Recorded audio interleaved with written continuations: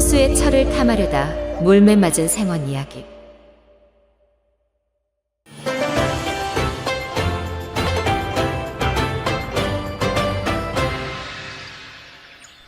어느 시골 마을에 욕심이 많아 가지고 싶은 것은 어떻게든 가지고야만은 심성 고약한 한 생원이 살았다. 그런 생원이 근래 유독 눈독 들이는 것이 하나 있었으니 바로 같은 마을에 사는 호수의 처였다. 얼마 전 옆 마을에서 시집 온 처자였는데 그 미색이 한양에서 내로라 하는 기생보다 뛰어났으니 생원은 어떻게든 그녀를 가지려 하였다. 그러나 호수인 그녀의 남편이 오랫동안 집을 비울 생각을 하지 않으니 이렇다 할 기회가 찾아오지 않았다. 그러던 어느 날 더 이상의 기다림을 참지 못한 생원이 호수의 집으로 찾아가 물었다.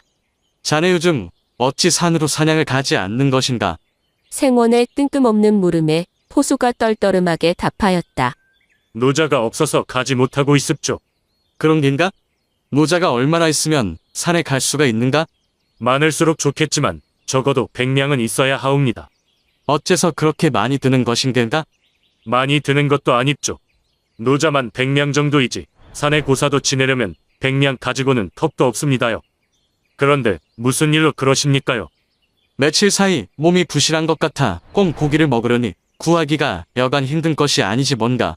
그러하니 내가 노자를 댈 것이니 산에 가거들랑 벅 몇 마리만 잡아다 주시게. 자네 사냥하는 김에 몇 마리 잡는 것이니 어렵지 않을 것 아닌가 말일세. 누이 좋고 매부 좋고 상부상조하시지 않겠는가? 그러더니 생원이 100냥을 포수에게 쥐어주며 부탁하였다. 저야 뭐 타고난 팔자가 포수이니 어려운 일은 아닙니다만 뻥 몇 마리에 100냥이라니 저야 남는 장사 아니겠습니까요? 허허허. 뭐 어려운 일도 아니니 그렇게 해드립죠. 포수가 흔쾌히 제안을 받아들이자 생원은 만면에 묘한 미소를 머금고 말하였다. 자네 덕에 몸보신 좀 거하게 하겠구먼 그래. 천천히 다녀오시게.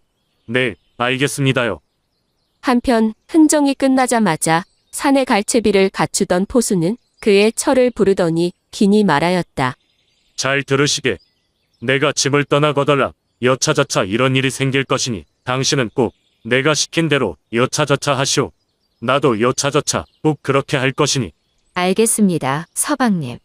이미 오래전부터 생원이 자기 처에게 흑심을 품은 것을 알고 있던 포수는 처와 함께 그를 혼내줄 자기들만의 언약을 한 것이었는데 그 둘의 눈빛이 사뭇 예사롭지 않았다. 잠시 후 포수는 생원에게 엎드려 인사를 하며 말하였다. 소인이 떠나면 집안에 처 혼자 있게 되오니 생원님께서는 수고롭지만 여러 가지로 제 처를 보살펴 주시기를 바랍니다. 그러자 생원이 기꺼워하며 말하였다. 그 일은 내가 어찌 소홀히 하겠는가. 조금도 걱정하지 말라. 그렇게 포수는 산으로 사냥을 떠나게 되었다. 드디어 기회의 밤이 되었다. 생원이 장죽을 비스듬히 물고 포수의 집으로 다시 찾아와서는 그의 처에게 수작을 부리기 시작하였다. 오늘은 너의 남편이 없는데 홀로 공방을 지키는 것이 어렵지 않겠는가? 생원의 말에 포수의 처가 간드러진 목소리로 말하였다. 생원님 같으신 분이 직접 이리 살피러 오시니 무엇이 어려운 일이 있겠습니까?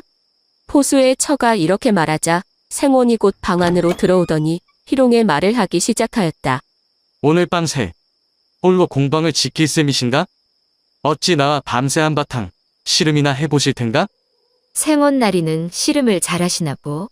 쇳내는 들배지기를 제일 좋아한다오. 그렇게 한동안의 희롱에도 실은 내색 없이 그의 농을 다 받아주는 그녀의 반응에 생원은 자목 기뻐하며 노골적으로 교합하자 유혹하기 시작하였다. 이에 여인이 선반 위를 손으로 가리키며 생원에게 말하였다. 생원님이 저와 교합하고 싶으신 생각이 있으면 저것을 내려서 얼굴에 동여매십시오. 그렇지 않으시면 저는 하지 않겠습니다. 어허, 저것은 무엇인고? 어서 이리 내어 보거라. 그러자 여인이 이내 선반 위에 얹어놓은 가면을 내리더니 생원의 얼굴에 동여매고자 하니 생원이 물었다. 가면을 꼭 써야 한단 말이지? 네, 그러하지요. 저는 남편과 동침할 때는 언제나 이렇게 이것을 얼굴에 묻고 합니다. 그렇게 하면 흥이 나고 그렇게 하지 않으면 흥이 나지 않더이다. 너의 말이 그렇다고 하니 어서 묶어보아라. 그렇게 여인은 생원에게 가면을 씌운 다음 끈으로 단단히 묶어 풀 수 없게 한 후 한동안 정신없이 술래잡기하며 서로를 희롱하고 있었다. 그때였다. 산에 갔던 포수가 갑자기 뒤뜰에서 방 안으로 들이닥쳐서는 들고 있던 몽둥이로 벽을 치고 들창 문을 치면서 난리법석을 부리며 큰 소리로 말하였다. 어떤 도둑놈이 남의 집 안방에 들어와서 남의 안을 겁탈하려 하느냐. 이런 놈은 패 죽여도 모자랄 것이다. 이에 생원이 크게 겁을 먹고 가면을 벗으려 하였으나 목 뒤에 끈이 단단히 얽매어져 있어 도저히 벗을 수가 없었다. 이 보시게. 잠시 멈춰 보시게. 날쌔나야. 나란 말일세. 이놈의 도둑놈이 어디서 생원나리 행세를 하는 것이냐. 생원나리께서는 절대 남의 안을 겁탈하는 그런 분이 아니시네. 그러더니 더욱 매섭게 몽둥이질하기 시작하니 생원은 더 이상 매질을 참지 못하고 방 안을 뛰쳐나와 자기 집으로 도망을 치니 포수도 이에 뒤질세라 계속해서 고함을 지르며 그를 쫓아 따라갔다. 도둑놈이 생원댁으로 들어간다. 저놈을 잡으시어서. 시골 마을에 울려 퍼진 한밤중에 야단법석한 소리에 생원의 집에서 깜짝 놀라 밖을 내다보니 마침 가면을 쓴 괴물이 앞마당으로 헐레벌떡 뛰어 들어오는 것이었다. 이에 놀란 집안 사람들이 몽둥이로 마구 때려 쫓아버리려 하고 있으니 이를 지켜보던 동네 사람들 모두가 몽둥이 하나씩 가지고 와서 난타하기 시작하였다. 그렇게 바닥을 이리저리 뒹굴며 매질을 당하던 생원이 다 죽어가는 목소리로 말하였다. 나니라. 그만 때리거라. 이것들아. 하지만 가면을 쓴 생원을 누가 알아볼 수 있겠는가? 그렇게 한동안 마을 사람들에게 난타당하던 생원은 초주검이 되어서야 겨우 가면을 벗을 수 있게 되었는데 과연 이 도둑놈의 정체가 진짜 생원이었으니 집안 사람들이 매우 놀라 말하였다. 이게 무슨 꼴이오? 어쩌다 이리 도둑놈처럼 가면을 쓰고 도망을 치셨단 말이오? 그렇게 온몸이 피투성이가 된 가면 쓴 도둑이 생원인 것이 밝혀진 후에야 동네 사람들은 웅성거리며 자신들의 집으로 돌아갔다.